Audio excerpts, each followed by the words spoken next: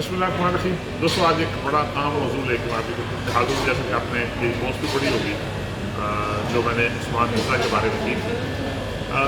آپ کو بھی حیرانی ہوگی، مجھے بھی حیرانی ہوئی ہے کہ اس بندے کی شنید یہ ہے جو ویڈیو سامنے آ رہی ہیں، جو اس بندے کی شاید ضمانت ہوگی، باوجود اس کے کہ بہت سارے منسٹرز کے پاس اس کی ویڈیو ہے اور عمران خان صاحب تک تک وہ ویڈیو پہنچ چکی ہے.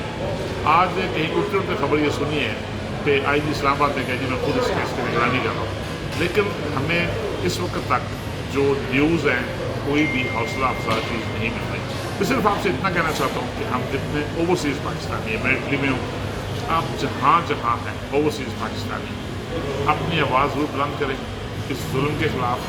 کل ہم نے بھی اپنی فیملیز لے کے اپنے پاکستان میں جانا ہے، اور میں نے جو چیزیں نوٹ کی ہیں، جو میں نے بات کی ہے، مختلف لوگوں سے میں نے باتیں کی ہیں، آپ یقین کریں خواتین بہت زیادہ خوف زدہ ہیں، فکر مند ہیں. جتنی یہاں پہ فیملیز ہیں، جتنے ہمارے یہاں پہ اوورسیز پاکستانیز ہیں، اس معاملے کو لے کے بہت زیادہ فکر مند ہیں، بہت زیادہ پریشان ہیں. کم از کم جتنے یہاں پہ میرے دوست اوورسیز پی ٹی آئی سے تعلق ہے، ان کی جماعت سے تعلق ہے، میں یہ کہوں گا کہ فوراً ایک قرارداد، مذمتی قرارداد پاس کرنی چاہیے جو پاکستان وایا امبیسی وایا اپنے کونسلیٹ بھجوائیں اور حکومت پاکستان سے اس معاملے میں درخواست کریں، بلکہ پریشرائز کریں کہ اس معاملے کو ایک مثال بنایا جائے، اس معاملے کو ایک ایگزامپل بنایا جائے.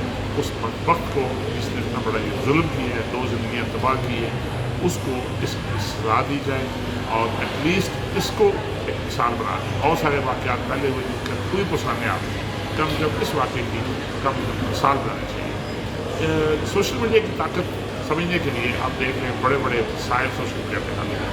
میں یہ چاہتا ہوں کہ اس دفعہ اوورسیز مل کر ایک مثال سیٹ کریں.